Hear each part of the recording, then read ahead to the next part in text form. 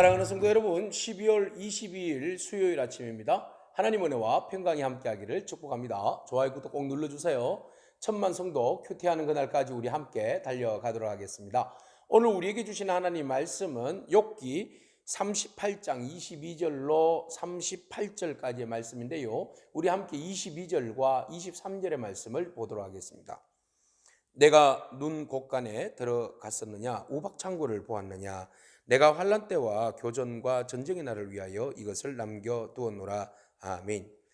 하나님께서 만드신 세상을 어떻게 다스리시고 통치하시는가에 대한 이야기를 욥에게 들려주고 계십니다.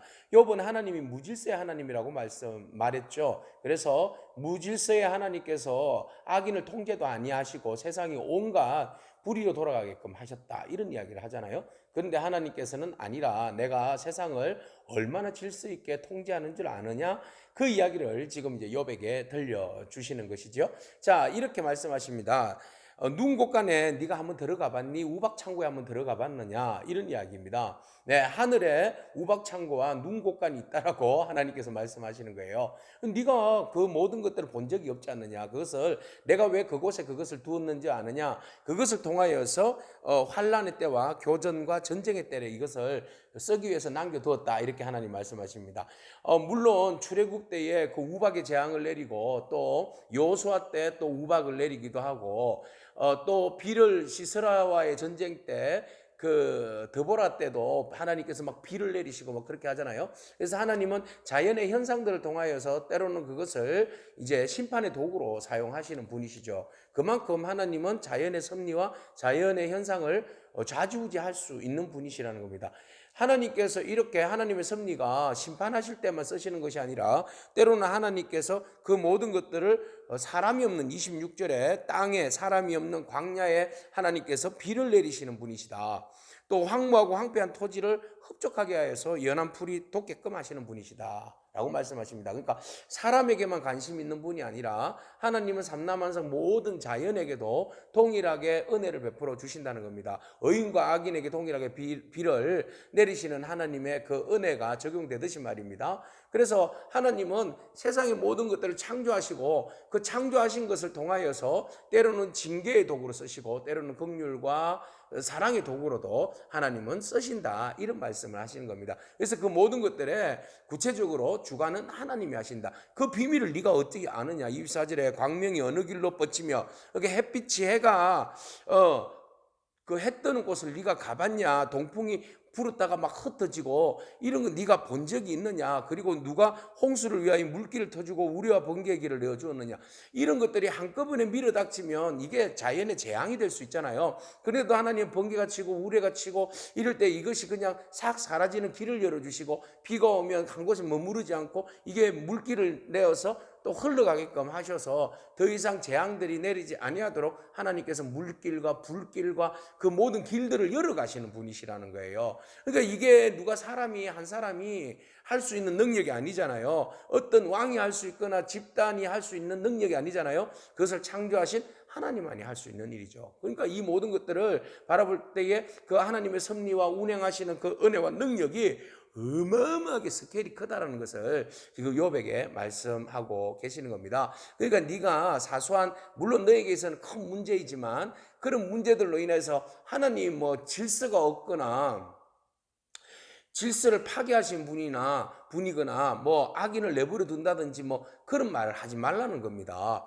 그러니까 하나님은 하나님대로 세상을 하나님의 방법대로, 섭리대로, 하나님의 계획대로, 하나님의 시간표대로 지금 잘 운행하고 계신다는 것이지요. 그래서 욥, 네가 그렇게 애절하게 애달파하게 하나님에 대해서 걱정 안 해줘도 된다, 이 말 아니겠습니까? 그래서 하나님의 섭리에 따라서 잘 운행하고 있다는 것을 욥에게 한 번 더 이야기해 주시는 겁니다. 그래서 하나님께서 사람들에게 그 모든 것들을, 그러니까 자연을 통해서 사람을 심판하거나 어렵게 하기 위함이 아니라 하나님 오히려 하나님의 관심은 어디에 있습니까? 생명을 살리는 데 관심이 있어요. 생명을 일으켜주고 보호하고 그 생명체를 살리는 데 관심이 있는 분이십니다. 그 하나님의 섭리는 거기에 있어요. 그래서 28절, 비에게 아비가 있느냐, 이슬방울은 누가 낳았느냐, 얼음은 누구의 태에서 낳느냐, 공중의 서리는 누가 낳았느냐. 이 모든 것들 기원이 어디 있느냐, 하나님이시라는 겁니다. 자연의 모든 것들 기원은 하나님. 그렇다면 사람의 기원도 어디에서 찾을 수 있어요? 하나님. 그러면 삼라만상의 모든 것들 하나님의 섭리대로 운행하시는데, 그러면 사람의 인생도 누가 하나님의 섭리에 따라서 우리의 인생도 이끌어 가신다는 거죠. 그 하나님을 신뢰하기를 축복합니다. 자연을 아주 완벽하게 이끌어 가시는 하나님께서, 운행하시는 하나님께서 우리의 인생도 선한 목적과 방향을 따라서 인도하시고 이끌어 가신다는 겁니다. 그 하나님을 트러스트, 신뢰하기를 축복합니다. 그래서 하나님께서 말씀하십니다.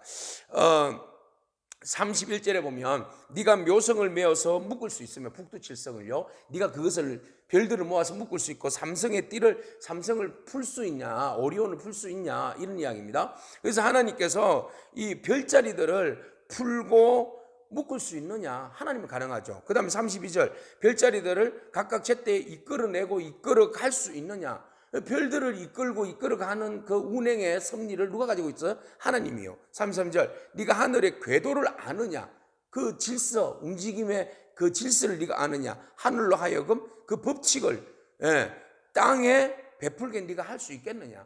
모든 법칙과 궤도와 그 이끌어냄과 이끌어감과 그 묶음과 그 풀어줌의 모든 역사가 하나님 손에 달려있다는 거예요. 우주의 별들과 그 자연의 현상들 말이죠. 그게 누가 하시는 일? 하나님이 하시는 일. 네가 목소리를 내가지고 구름에까지 높여서 물이 넘치는 물이 네게 덮이게 하라, 이렇게 할 수 있냐? 네가 목소리를 구름에까지 높여서 넘치는 물이 내게 덮이게 하게 하라, 네가 덮이게 할 수 있겠느냐? 말로 명령할 수 있겠느냐? 네가 번개를 보내어 가게 하되 번개가 너에게 우리가 여기 있나이다, 이렇게 할 수 있겠느냐? 안 되잖아. 물도 구름도 번개도 네가 말로 움직일 수 없고 명령할 수 없잖아. 내가 하잖아. 내가. 응? 내가 우레야, 번개야, 비야 내려라, 소리를 쳐라, 천둥아 번쩍여라, 이렇게 하나님 명령하시면 그 모든 것들이 순리대로 따라가잖아요. 그러니까 하나님이 자연의 질서를 운행하실 뿐만 아니라 자연도 움직이시고 명령을 내리시는 분이시라는 거예요.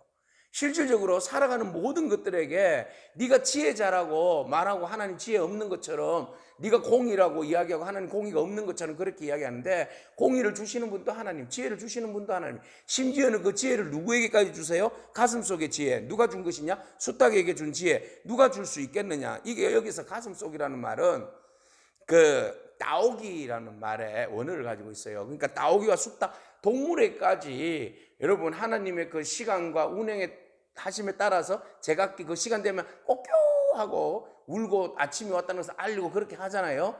그 모든 것들도 하나님이 그들에게 주신 지혜라, 이렇게 말씀하시고 있는 겁니다. 그래서 37절, 누가 지혜로 구름의 수를 셀 수 있고, 누가 하늘의 물줄무리를 기울일 수 있고, 티끌의 덩어리를 이루며 흙덩어리를 서로 붙게 하겠느냐. 그러니까 수도 없는 이야기들을 할 수 있어요. 그 모든 것들은 누가 감히 할 수 있겠느냐. 사람은 아무리 노력을 해도, 지금 과학이 발달하고 뭐 했다 할지라도 아무리 발견하려고 노력하고 아무리 해도 새발에 피잖아요. 응? 자기는 뭐 발견했다고 해서 뭐 얼마 전에 화성에 뭐 얼음 그 물 폭포가 어디 물이 있는 곳에 발견했대요. 그래서 막 박수를 치고 난리가 났는데, 예? 그걸 읽게 하신 분도 하나님. 화성에 물이 있다.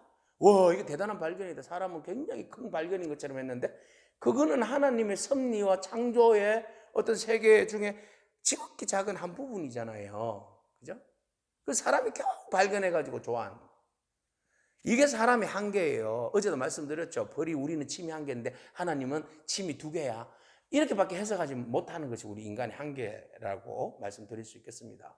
여러분, 우리가 티끌 같은 우리 존재가 하나님의 섭리를 다 알 수 없어요. 그래서 욥이 하나님에 대해서 오해하고 모르니까 하나님의 정의도 없고 공의도 없고 지혜도 없고 질서도 없고 뭐 사람에게 그냥 고난을 주신다, 뭐 이렇게 이제 해석을 했잖아요. 그거 아니라는 겁니다. 기다려봐요. 하나님이 그렇게 하신 이유는 다른 데 있다는 거죠. 그러니까 하나님께서 하신 일들에 대해서, 지존하신 하나님의 자연을 다스리시는데 그 다스리신 하나님이 선한 목적을 향하여서 다스리시잖아요. 그런 것처럼 창조하신 하나님, 특별히 사랑하시는 욥에 대해서 하나님 그냥 다스리시겠습니까? 그냥 내버려 두시겠습니까? 아니요. 하나님의 선한 계획이 있습니다. 여러분, 지금 고난과 아픔과 상처로 인하여서 너무 충격을 받았거나 좌절하거나 고난에서 헤어나지 못하여서 원망 가운데 울고 있는 여러분, 조금 눈을 열어서 온 우주를 창조하신 하나님을 묵상하기를 축복합니다. 온 자연을 다스리시는 그 하나님을 묵상하기를 축복합니다. 그분이 하나님의 질서에 따라서 움직이듯이 오늘 여러분 인생도 만져주시고 움직이고 계십니다. 여러분, 답답해서 내 계산대로 내 시간에 응답이 없다고 하여서 좌절하지 않기를 축복합니다. 조금만 참아보세요. 선하신 하나님께서 여러분들이 알 수 없는, 상상치도 못하는 놀라운 일들을 계획하시고 그 걸음들을 이끌어 주실 줄로 믿습니다. 그저 우리는 하나님의 지혜와 질서 앞에 순종하며 따르며 나가는 저와 여러분에게 축복합니다. 아멘. 기도하겠습니다. 주님 감사합니다.